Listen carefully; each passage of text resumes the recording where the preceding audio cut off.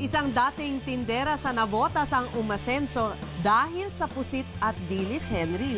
Parang pampulutan ata yun. Oo nga, pero hindi lang basta dilis at pusit dahil flavor dito. At patok din ito, pati sa ibang bansa. Hindi ko lang alam kung anong flavor. Siguro durian flavored dilis. Pwede kaya yun.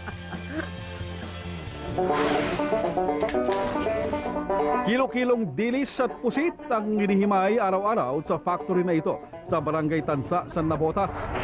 Ang destinasyon, supermarket sa loob at labas ng bansa.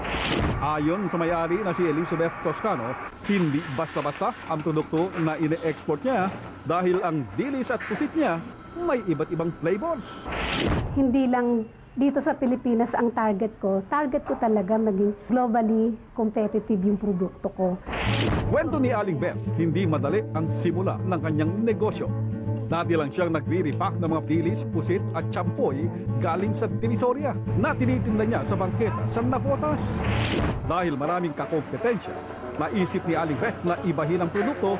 Mula Palawan, umorder siya ng bulto-bultong dilis at pusit at pagdating dito sa Maynila, siya ang naghahalo ng sarili niyang flavors. Inisip ko na lang na ang gawin kong quality ay yung pang AB class. Para iba naman yung buyer ko.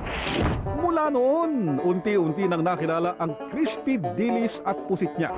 Nadagdagan pa ang kanyang customers nang sumali siya sa Grand Kapamilya Negosyo Fair noong 2008. Ngayon, nagsusupply na rin siya sa US, Japan, Australia at Canada.